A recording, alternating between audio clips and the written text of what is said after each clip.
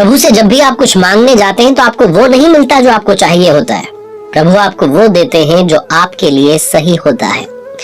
जब धनुर्धर अर्जुन शोक कर रहे होते हैं, कह रहे होते हैं कि अगर मैं युद्ध करूंगा तो मुझे दुख प्राप्त होगा, अपनों को मार करके कैसे सुख प्राप्त हो सकता है।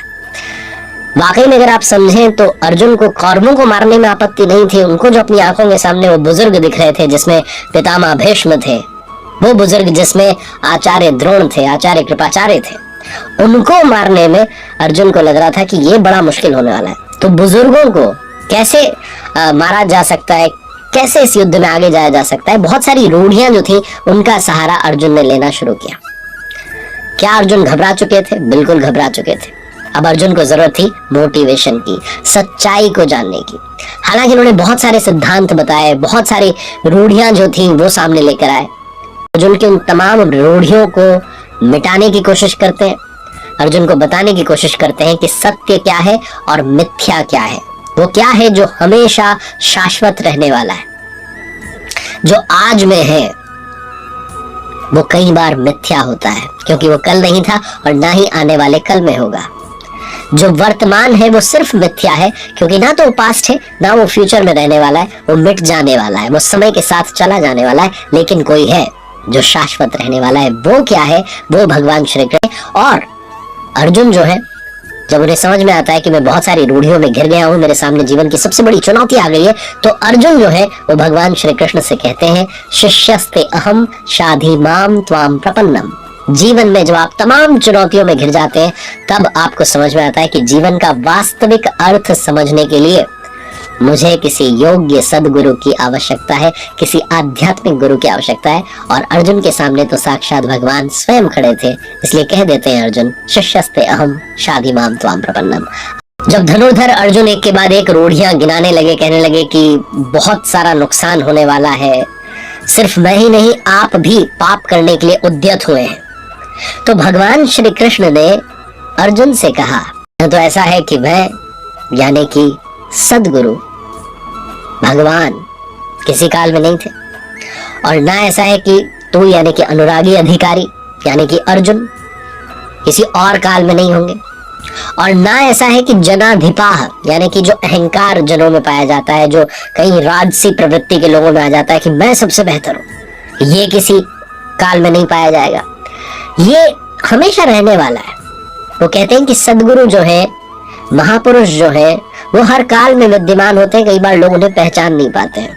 और अनुरागी जो है, जो भक्त है, वो भी सदैव विद्यमान रहता है। इस बात को और आगे समझाते कहते हैं भगवान श्री कृष्ण, जैसे जीवात्मा की जो देह है, जो शरीर है, इसमें हम बच्चे होते हैं, फिर बड़े होते हैं, फिर वृद्ध अवस्था आती है, वैसे ही ये जो आत्मा है अलग अलग शरीरों की प्राप्ति करती चली जाती है। कभी आप बालक थे, फिर धीरे धीरे युवा हुए, फिर आप मर गए। लेकिन क्या आप मर गए? आपका शरीर मर गया, आत्मा वही रही। उस पर नए शरीर की कोई भी लेश मात्र भी दरार नहीं आती। वो जो आत्मा है, वो जो पुरुष है, वो एक ही है। यही समझाने की कोशिश भगवान श्री कृष्ण करते हैं और ये कहते हैं कि ये जो कलेवरों का परिवर्तन है, ये जो बॉडी का चेंज है, इस बॉडी से उस बॉडी में, ये चलता रहेगा जब तक इस चेंज से आगे की वस्तु नहीं मिल जाती। आगे बढ़ते हैं, भगवान श्री कृष्ण थोड़ा और समझाने की कोशिश करते हैं अपने सखा, अपने मित्र, अपने शिष्य अर्जुन को। भगवान श्री कृष्ण कहते हैं कि अर्जुन, सुख दुख सर्दी और गर्मी को देने वाले जो इंद्रियों के विषयों के संयोग हैं, ये क्षण भंगुर है, तो इनका त्याग कर। अर्जुन जो था वो इन सब को लेकर के, जो इंद्रियों के विषयों के सुख है, इनको स्मरण करके ही विकल हो रहा था कि सब छूट जाएगा। तो भगवान श्री कृष्ण समझाते हैं कि क्षणिक है, झूठे हैं, नाशवान है, ये हमेशा नहीं रहने वाले। ना तो विषयों का संयोग हमेशा रहेगा, ना इंद्रियों में क्षमता रहेगी इन विषयों का सुख भोगने की। ये सब टेम्पररी है, ये समझाने की भगवान श्री कृष्ण कोशिश करते हैं, बताते हैं। लेकिन आप इस श्लोक में समझिए कि जो कुरुक्षेत्र जहां कहा जाता है कि बहुत कम समय में युद्ध हो गया, क्या वहां इतने सारे मौसम आ गए कि अर्जुन को ये सब सहना पड़ रहा है? भगवान कह रहे हैं कि तो इसको सहन कर, सर्दी को, गर्मी को। असल मायने में ये जो युद्ध है, ये गीतोक्त युद्ध जो है, ये बाहरी युद्ध नहीं है।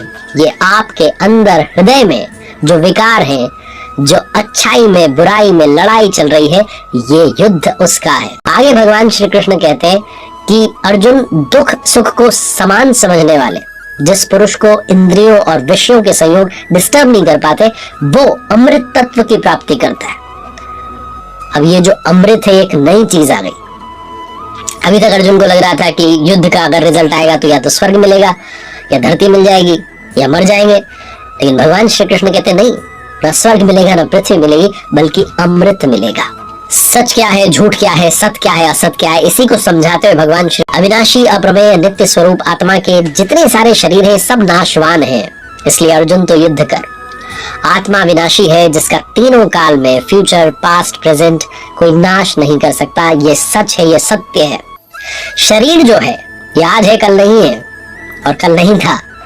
ये असत है, ये सिर्फ एक मिथ्या है, भ्रम है, जिसका तीनों कालों में अस्तित्व नहीं है। ये नष्ट हो जाएगा, गायब हो जाएगा।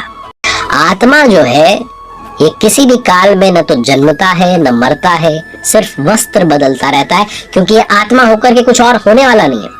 यह जन्मा है, नित्य है, शाश्वत है, पुरातन है। शरीर के नाश होने पर भी इसका नाश नहीं होता। आप और हम आत्मा के उपासक हैं।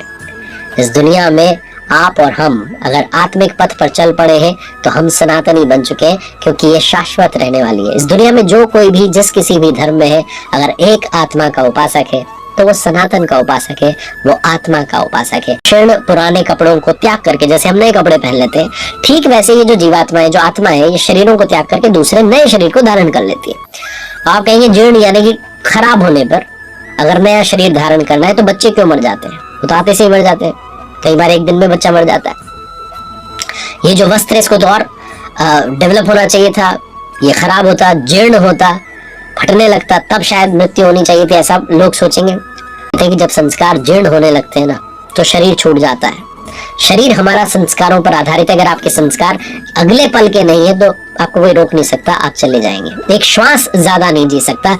ये जो पुरुष है, ये जैसा निश्चय वाला होता है, वैसा ही यहाँ से मरकर जाने पर होता है। अपने संकल्प से जो शरीरों में पुरुष उत्पन्न होते हैं, अपने संकल्प से बनाए हुए जो संस्कार है, उनसे आप आगे बढ़ते हैं। आप जिस तरीके के कर्म करते जा रहे हैं, उसी तरीके के संस्कार बनाते जा रहे हैं। आगे भगवान श्री कृष्ण कहते हैं कि इस आत्मा को शस्त्र भी नहीं काट सकते, अग्नि इसको जला नहीं सकती, जल इसे गीला नहीं कर सकता, वायु इसे सुखा नहीं सकती।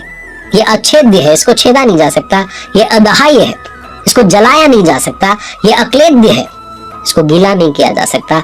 आकाश इसे अपने में समाहित नहीं कर सकता। ये सर्वव्यापक है, अचल है, स्थिर रहने वाली है और सनातन है। अर्जुन ने कहा था, कुल धर्म सनातन, आत्मा सनातन है। अगर तुम आत्मा के उपासक बनते हो तो तुम सनातन के उपासक बनोगे, सही रास्ते पर चल निकलोगे। अब अगर आप मान लीजिए किसी से कहते हैं कि काम करना है, तो आप उसे उसके फल के बारे में बताते हैं कि भाई ये काम करोगे तो ये तो मिल ही जाएगा तुम्हें। तो थोड़ा सा मोटिवेशन जो है चाहिए होता है, रिवॉर्ड्स बताने होते हैं। तो भगवान श्री कृष्ण भी अपने शिष्य अर्जुन को मोटिवेट करते हैं कि इस युद्ध में युद्ध करते करते मर जाते हो तो स्वर्ग प्राप्त करोगे, और अगर जीत जाते हो युद्ध करते करते तो महामहिम की स्थिति प्राप्त करोगे। इसको थोड़ा डिफाइन करता हूँ। लोगों को ऐसा लगता है कि आकाश में स्वर्ग है। लोग ये मानते हैं कि आकाश में कहीं स्वर्ग है, वहां हमें जगह मिल जाएगी। नहीं, कि स्वर में विचरने की क्षमता रहेगी।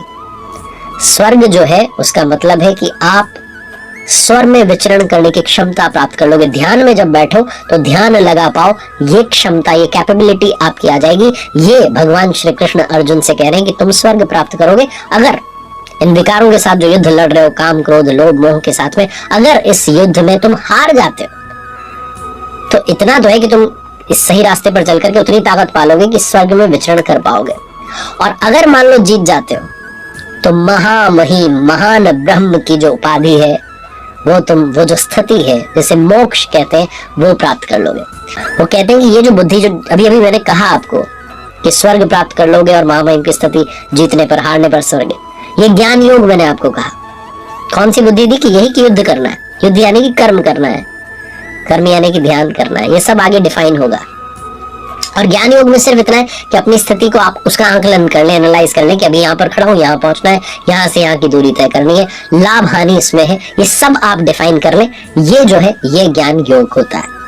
लेकिन अब दूसरे योग की बात करते हैं। भगवान श्री कृष्ण कहते हैं कि अब तुझे निष्काम कर्म योग के बारे में बताता हूँ। निष्काम जो कर्म है, निष्काम कर्म योग, जिसमें सिर्फ कर्म करना है, फल की चिंता नहीं करनी है, उसमें बीज का नाश नहीं होता। आप सिर्फ चल दें, आप सिर्फ चल दें तो प्रकृति में कोई क्षमता नहीं, ऐसा कोई अस्त्र नहीं जो सत्य को मिटा दे। कुछ समय के लिए पर्दा डल सकता है, लेकिन वो पर्दा फिर से हट जाएगा। आप अगर एक बार सही रास्ते पर आ गए तो आप अनेक जन्म संसिद्ध स्ततो याति पराम गतिम। बहुत सारे लोगों को लगता है कि ज्ञान योग में तो हम ब्रह्मास्मि, बस यही मान लेना है। ऐसा नहीं है। ये दोनों जो योग है, दोनों में ही आपको कर्म करना है, दोनों में ही आपको युद्ध लड़ना है, दोनों में ही आपको ध्यान करना है। हे अर्जुन, तेरा कर्म करने में अधिकार है, फल में नहीं। ये कई बार आपने सुना होगा कि सिर्फ कर्म पर ध्यान दीजिए, फल पर नहीं। लेकिन ये जो बात है, ये कही गई है निष्काम कर्म योग के बारे में। निष्काम कर्म योग के बारे में कहा गया कि सिर्फ कर्म करने पर ध्यान दो, फल की चिंता मत करो, उस पर मुझे छोड़ दो। मेरे बारे में सोचना शुरू करोगे, उसके बाद भूल जाओ, फल तुम्हें मिलेगा। ये बताने की कोशिश की गई है, ना कि हर कर्म के बारे में यह बात हो रही है। बहुत सारे लोग इस कोट को बहुत जगहों पर लगाते हैं, बोलते हैं कि कर्म करो, फल की चिंता मत करो। सांसारिक मोह माया के जो काम आप कर रहे हैं, जो बिजनेस आप चला रहे हैं, आप नौकरी कर रहे हैं, वहां आपको फल की चिंता करनी होगी। फल की चिंता नहीं करेंगे तो शायद आप अच्छा काम नहीं कर पाएंगे, अपने आप को, अपने स्किल्स को सुधार नहीं पाएंगे। लेकिन यहाँ भगवान श्री कृष्ण अपने शिष्य अर्जुन से कहते हैं, सखा से कहते हैं कि हे अर्जुन, कर्म करने में अधिकार रखो, फल की चिंता मत करो।